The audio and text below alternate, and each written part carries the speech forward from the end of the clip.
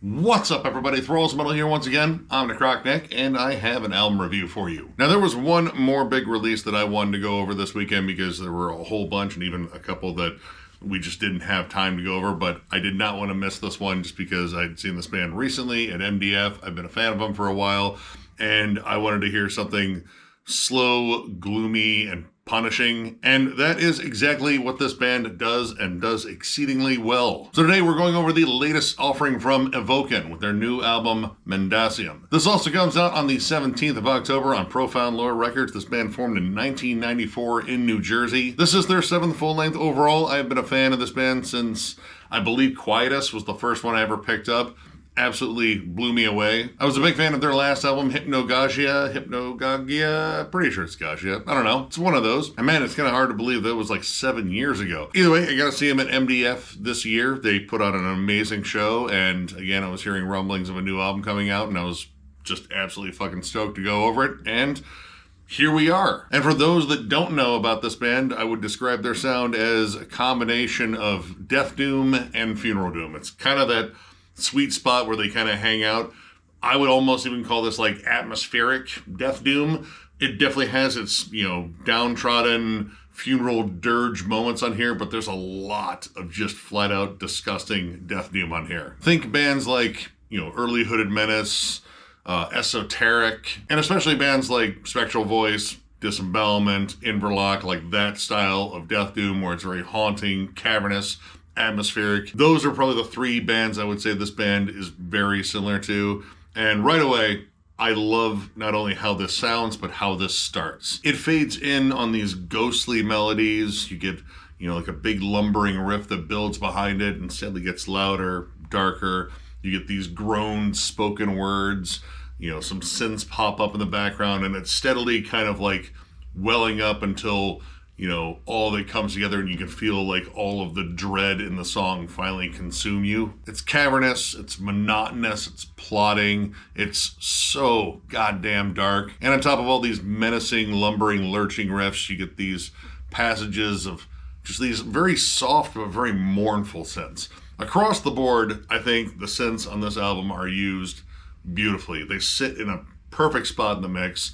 They don't feel like they're trying to overtake the guitars at any point. They're not so far back in the mix where they're almost like not contributing. They sit right about in the middle, and they constantly add a lot of texture, a lot of atmosphere. The harmonies with the guitars on here, I think, are beautiful. If there's ever a moment on here where it feels as though it's not, sad and just melancholic enough, the synths generally come in right at that moment you think that and just wrap you up in a blanket of misery and squeeze tears out of your body. But because this is kind of a blend of funeral doom and death doom, it's not all, like melancholy, dreary woefulness or, flat out evil and just, that menacing, sinister nature. It's definitely a blend, and I love the dynamics on this album.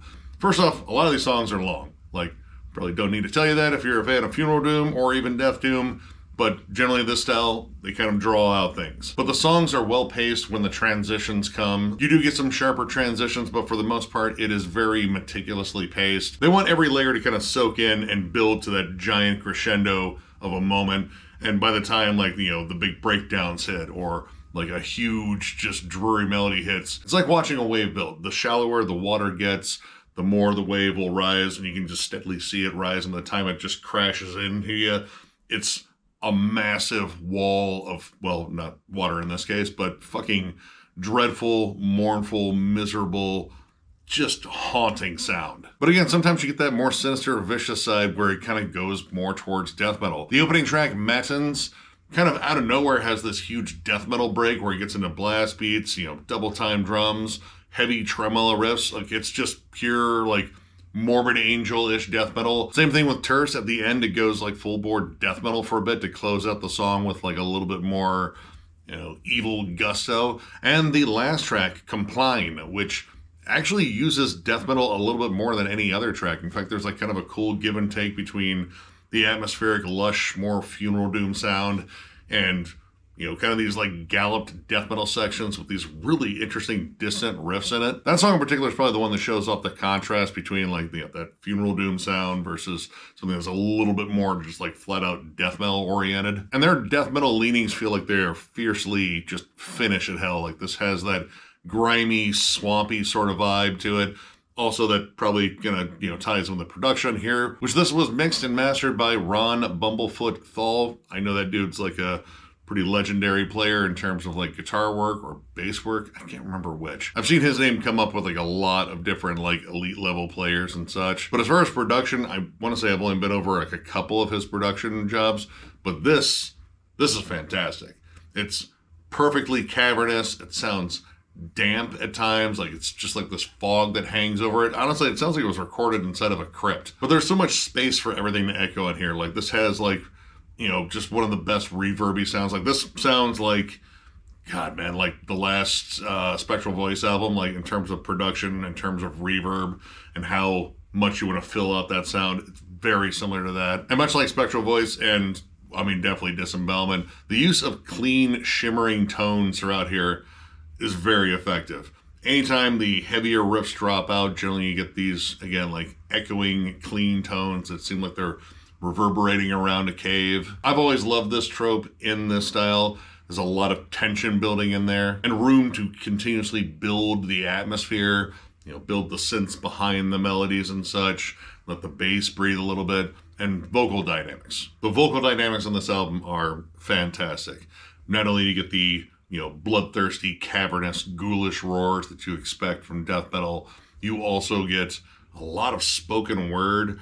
There are moments of, I would say, like almost like a chanted, clean singing, swirling vocals in terms of the atmosphere, in terms of like moving them around and having them contribute more with the atmosphere rather than just like doing, a vocal line. The songs Sext and None, which pretty sure Sext doesn't mean what this generation probably thinks it means. But that song features so many awesome, well-done vocal dynamics that really move the song along, almost in the sense of like narration to a story. In fact, if you actually look at the lyrics in here, you'll find out they're very, very morose, but they also run like lines of dialogue. And there really isn't much in the way of lyrics in terms of like the actual content, because a lot of this is like drawn out instrumental builds and such, and then moments of, again, like spoken word, a couple of drawn out growled words, and then it's on to the next part. But all of it contributes to the just suffocating vibe of this album. Seriously, this album slowly bleeds the joy out of your body, which is what I assume probably happened to this gentleman on the cover. Like that book there was probably just a section of the lyrics. Like, oh wow, that's just bleak as hell. And for as like slow and plotting as this is, there really isn't a point in here where I feel like it loses much in the way of momentum. It continuously either desperately or menacingly crawls after you the entire time. You do have a couple of instrumental tracks that kind of break it up a little bit, and they're, I guess you could say, segues, and they're honestly pretty cool in their own right. Prime and Vespers. Prime is this little like dark Middle Eastern number. Like you get, a lot of that like Nile type atmosphere, albeit played a lot slower. Droning, humming synths, these very Middle Eastern melodies and such. And then Vespers is entirely synths and just waves and waves of these very soft, very like velvety, sad synths. A lot of cool harmonies in there, but it doesn't feel like stock interludes or intros or anything like that, like the stuff that I just immediately skip. They actually do have something going on in them. But the stuff that I loved in here in particular was the stuff that got a little bit more melodic or had like spots of melody in there. Sext and None in particular, those songs both accentuate the most brutal aspects of this band and the most melodic. Sext in particular, probably my favorite track on here. There are moments in this song that remind me a lot of Typo's World Coming Down. The synths in the song, at least in the second movement of it, I think. This is the longest song on the album, so forgive me if I forget what place, but I know it was early on. There's a moment where the synth and guitar harmonies just absolutely remind me so much of Typo Negative, to the point where if you threw in Peter's vocals on there, I think it would absolutely fit. There are a couple of moments on that song in particular where the vocals are a little bit more sung too, and it just kind of has particularly that world coming down vibe. That song in particular has such an amazing build-up. It's mostly soft synths that kind of kick it off. It absolutely drips with gothic atmosphere, and it keeps maintaining this build until about the 4-minute mark where the song kind of starts getting heavy. I mean, up to that point, it's definitely heavy, but in a very different sense. Like, again, it's mostly synths and atmosphere.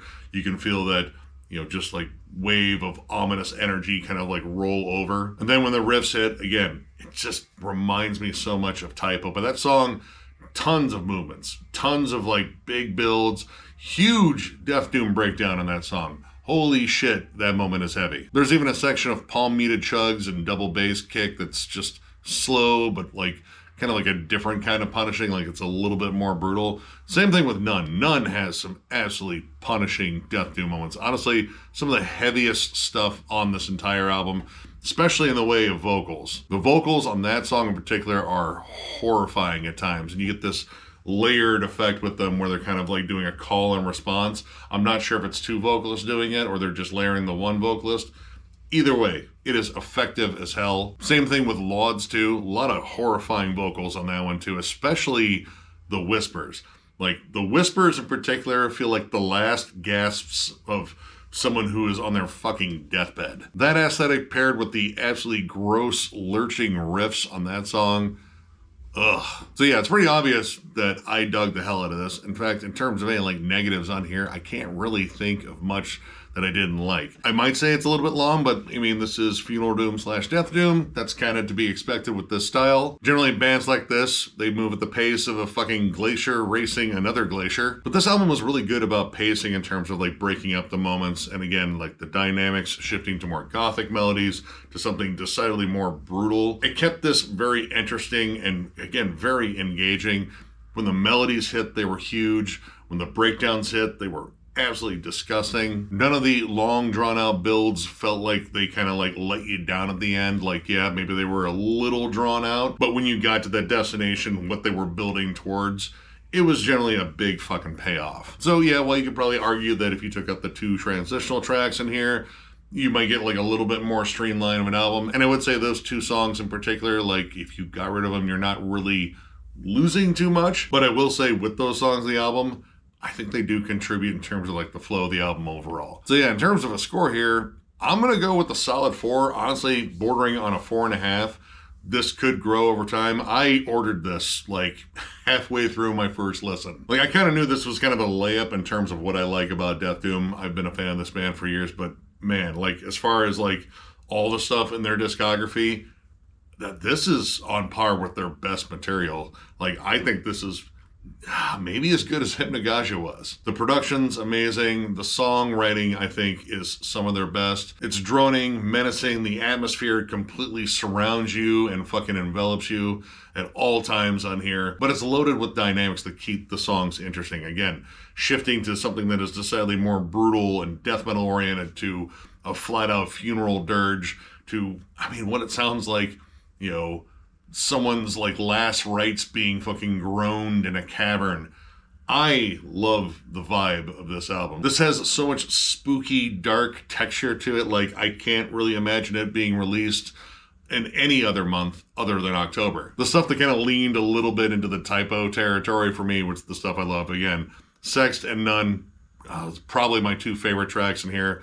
Though, honestly, it'd be hard-pressed for me to pick one that I didn't like on here. And that even includes the transitional tracks. I think they do complement this album really well. If you're a big fan of esoteric, disembodiment, Inverlock, spectral voice, and again, like a little bit of Typo negative, strongly recommend you check this one out. Absolute fucking banger.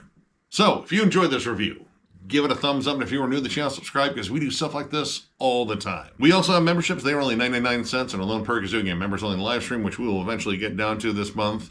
We'll figure out a time to, you know, jump on, and, you know, it's spooky season. I think, like, a good, like, Halloween-oriented members-only live stream should be fun. But memberships are the main way to support the channel, and there is a join button down there for you to, I don't know, punch, hit, kick, headbutt, whatever. But for the sake of this album, do it slowly and make sure the button has time to reflect on its own mortality. And of course, Thank you guys so much for liking, subscribing, following, all that stuff. It means the world to us. Got a whole bunch of different stuff planned for you. I am kind of taking a break for like the rest of this week, so there won't be any other videos in between, the next batch of reviews. But I am working on a whole bunch of different ones right now. And once again, October is still pretty damn loaded with a lot of big releases. And it looks like November is going to be pretty loaded too, it seems. Either way, just want to say thank you one more time because you guys are absolutely amazing. And we will catch you later.